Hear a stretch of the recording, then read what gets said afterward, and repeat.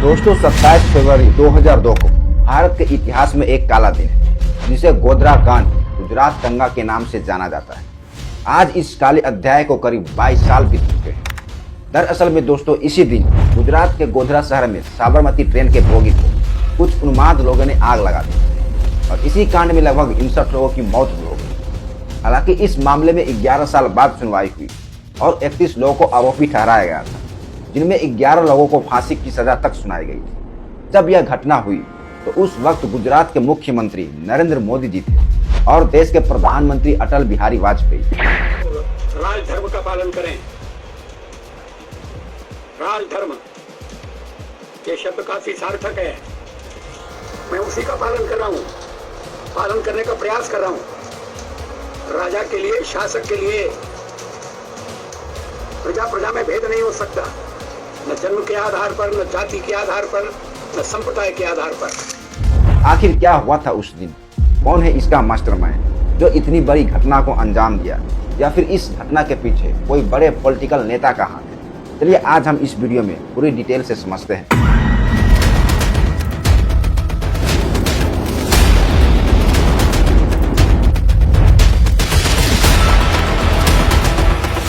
दोस्तों फरवरी 2002 को विश्व हिंदू परिषद राम जन्मभूमि अयोध्या में 100 दिनों का पूर्णाहुति महायज्ञ करने का आयोजन करती है, जिसमें देश भर के हजारों राम भक्त श्रद्धालुओं और कर सेवकों को निमंत्रण दिया जाता है।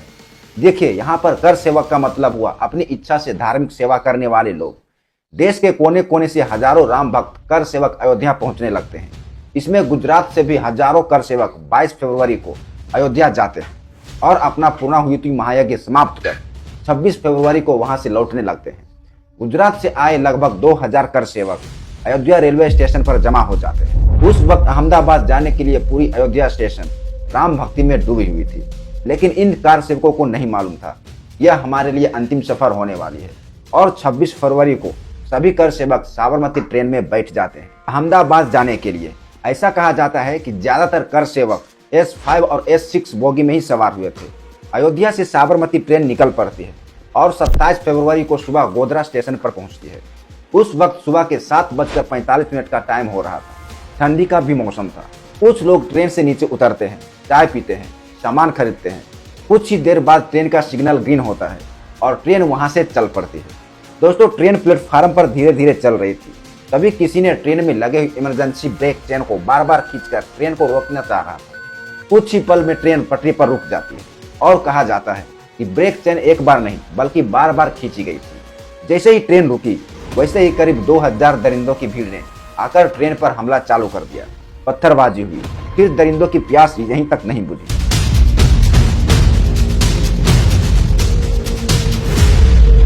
ऐसा लग रहा था कि हमलावरों ने सोची समझी साजिश के तहत पूरी प्लानिंग से ट्रेन पर हमला करना चाह रहा हो और कुछ ही पल में दरिंदों ने साबरमती ट्रेन के 4 डिब्बों में आग लगा दी।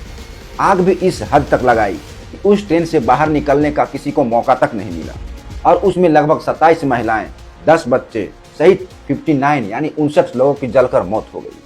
48 में से ज्यादा लोग घायल हो गए। जरा सोचिए इन निर्दोष बेगुनाहों ने इन दरिंदों का क्या बिगाड़ा था। आज भी गोधरा जंक्शन पर साबरमती एक्सप्रेस की जली हुई बोगियां खड़ी है, जिससे बेगुनाहों की चीख सुनाई देती है और सवाल पूछती है कि आखिर हमें जिंदा क्यों जला दिया गया।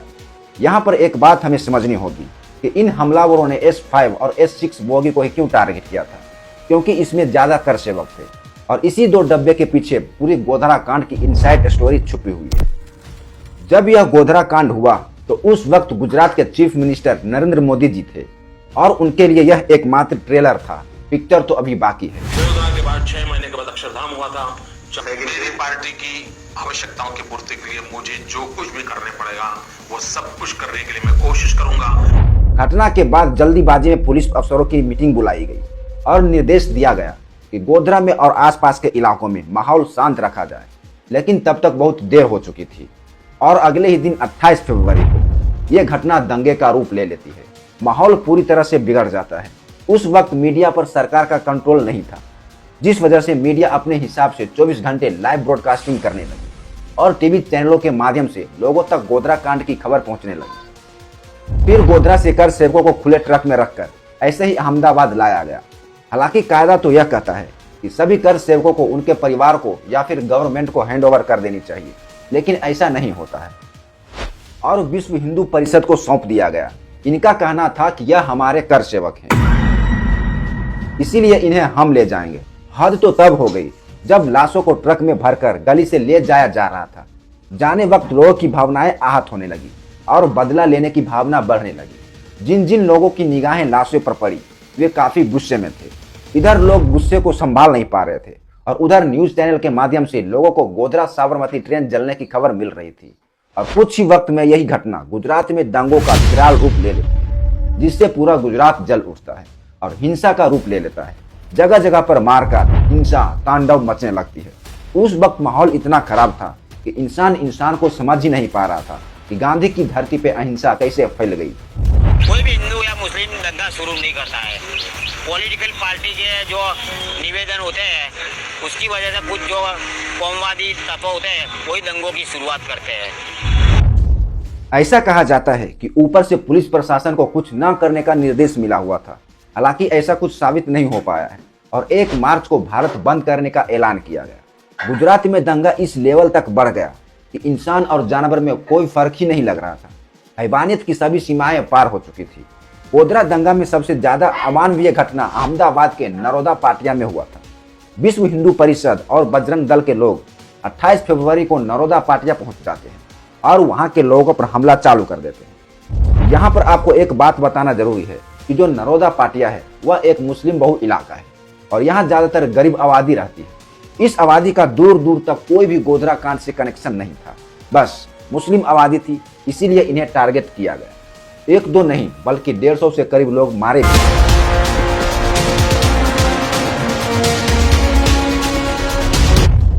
तहलका मैगजीन के एक स्टिंग ऑपरेशन में यह बताया गया कि गुंडों ने मुसलमानों को जला जलाकर एक कुएं में फेंक दिया था, जिनमें ज्यादातर महिलाएं थीं। सरकारी आंकड़ों के मुताबिक ये नरसंहार करीब 10 घंटे तक चला। इस दौरान महिलाओं से रेप किए गए, वे भी सबके सामने, और इन्हीं पीड़ित महिलाओं को वहीं जिंदा जला दिया गया। फिर बाद में उन्हें कुएं में फेंक दिया गया। इस नरसंहार में 97 मुसलमानों की हत्या कर दी गई, जिसमें 36 महिलाएं, 35 बच्चे और 26 पुरुष थे। इतना ही नहीं, जब ह्यूमन राइट्स वॉच नाम की एक एनजीओ ने ग्राउंड पर जाकर रिपोर्टिंग की तो पता चला कि करीब 61 मुसलमानों को नरोदा पाटिया के साहिब बाग में एक मास ग्रेवयार्ड है जिसका नाम दरिया खाना घूमपट कहीं पे में दफनाया गया। और इन्हीं एनजीओ रिपोर्ट में बताया कि 3 महिलाएं ऐसी थी जिनके पेट में बच्चे लटक रहे थे। लटकते बच्चे को अच्छी तरह से मां के पेट से सटाकर दफना दिया गया। यह बात वहां के कब्र खोदने वाले एक व्यक्ति ने ह्यूमन राइट्स वॉच को बताया था। नरसंहार नरोदा पाटिया में हुआ और पुलिस को कॉल पर कॉल भी की गई थी, लेकिन यह सब पुलिस की मौजूदगी में ही हो रहा था। इस नरसंहार का मुख्य आरोपी और बजरंग दल का नेता बाबू बजरंगी खुलेआम तहलका मैगजीन के स्टिंग ऑपरेशन में बता रहा है कि कैसे उसने मुस्लिम महिलाओं के पेट को चीरकर अजन्मे बच्चे को बाहर निकाल दिया।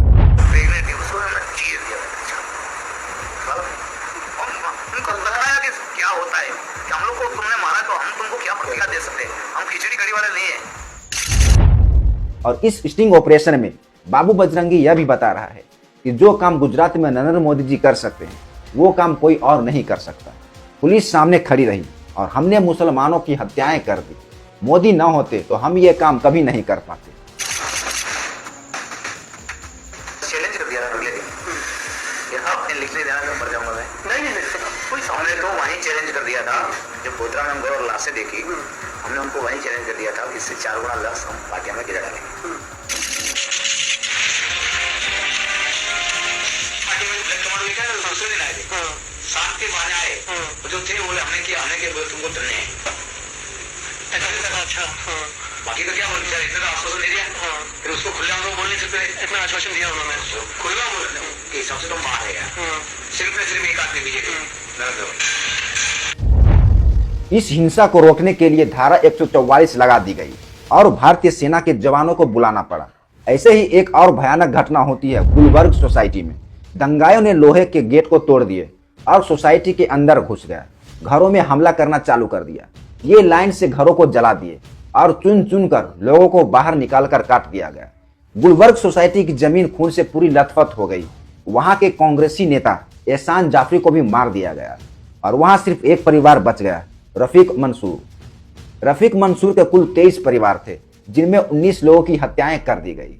यहाँ तक कि उनके 5 महीने के बच्चे तक को भी दंगाइयों ने नहीं छोड़ा। 2002 के अंदर दंगा हुआ था, मेरे घर की फैमिली 19 जने की शहीद हुई है।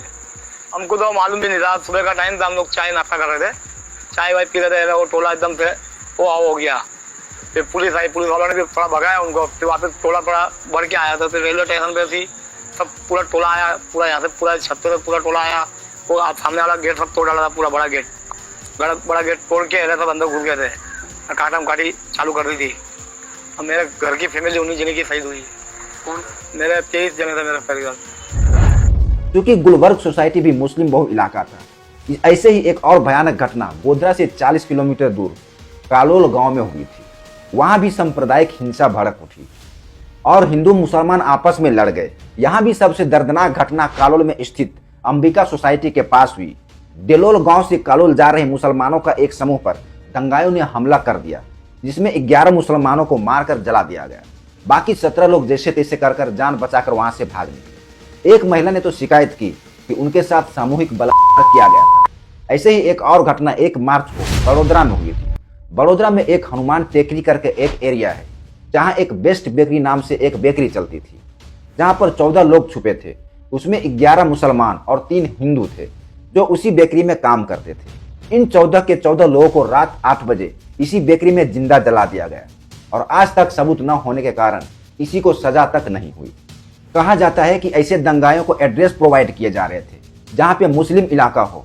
गुजरात के कई शहरों में इलाकों में हिंसा हुई, तोड़फोड़ हुई, लूटपाट हुई, हुए और पुलिस प्रशासन को तो छोड़ ही दीजिए। ऐसा लग रहा हो मानो इंसान को मारने की कंपटीशन चल रही हो। गुजरात फोरेंसिक साइंस लेबोरेटरी के मुताबिक यह बताया गया कि साबरमती ट्रेन के डब्बे के अंदर से ही आग लगाई गई थी। यानी दंगाइयों ने आग लगाने वाली वस्तुएं जैसे पेट्रोल, डीजल या केरोसिन का इंतजाम पहले से ही कर लिया था।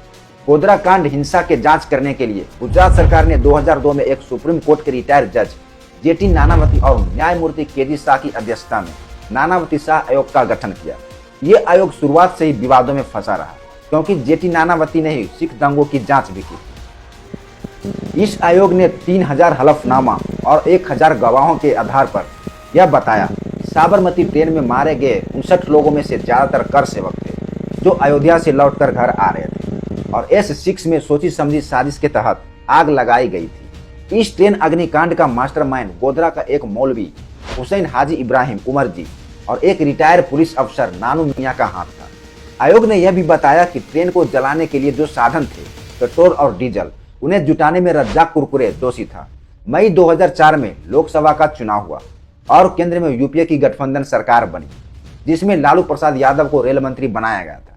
गोधरा कांड के करीब 2.5 साल बाद सितंबर महीने 2004 में लालू प्रसाद यादव ने गोधरा कांड की जांच के लिए रेलवे की एक अलग से समिति गठित की, जिसे सुप्रीम कोर्ट के रिटायर्ड जज यूसी बनर्जी लीड कर रहे थे। उन्हें यह जांच करनी थी कि आखिर गोधरा में साबरमती ट्रेन क्यों और कैसे जलाई गई।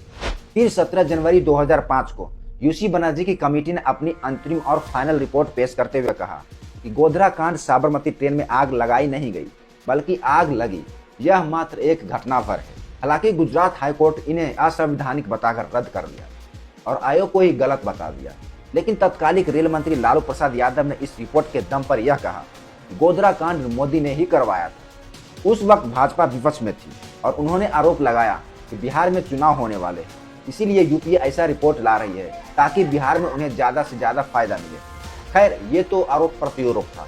गुजरात के बड़े बड़े भाजपा के मंत्री बता रहे थे कि साबरमती ट्रेन में आग पाकिस्तान की एजेंसी ISIS के लोगों ने लगाई थी। लेकिन चौंकाने वाले खुलासे करते हुए जब तहलका मैगजीन ने अपने एक स्टिंग ऑपरेशन के एक वीडियो में बताया कि बीजेपी, BSP और बजरंग दल के लोग यह मानते हैं कि गुजरात दंगों में उनकी अहम भूमिका थी और ऊपर से उन्हें समर्थन भी मिल रहा था। एक और कंट्रोवर्सी हुई थी नानावती आयोग को लेकर, जब अपने जांच में दंगाइयों को सपोर्ट कर रही थी और निष्पक्ष जांच नहीं कर रही थी। कुछ लोगों ने यहाँ तक कहा कि इस जांच में पॉलिटिक्स हो रही है, क्योंकि नानावती आयोग मोदी सरकार के द्वारा गठित किया हुआ आयोग है। हद तो तब हो गई जब 29 नेशनल और इंटरनेशनल संस्थाओं द्वारा 60 से अधिक जांच की गई। उसमें लोगों ने माना कि गुजरात हिंसा वहां के पुलिस प्रशासन के मिली भगत से हुई। अभी तो ऐसा था कि मुस्लिम लोग सब थे, बाहर से टोला आया था, फिर सब जला दिया, सब चले गए पुलिस स्टेशन में, सब रह गए, फिर यहाँ से सालम कैंप में गए, फिर उसके बाद में सब जला दिया और पहले बाहर 2 इंसान को जला दिया, इधर 4 इंसान को जला दिया, ऐसे सबको ऐसा किया था और सब टोले थे। अच्छा। हाँ, और रोड पे एक लड़के जिंदा जला किया। मतलब पूरी प्लानिंग के तहत गोधरा कांड और पूरे गुजरात में दंगा करवाया गया। यहाँ तक कि NHRC यानी भारतीय मानवाधिकार आयोग ने अपने एक रिपोर्ट में कहा कि गुजरात सरकार लोगों की सुरक्षा करने में असफल रही।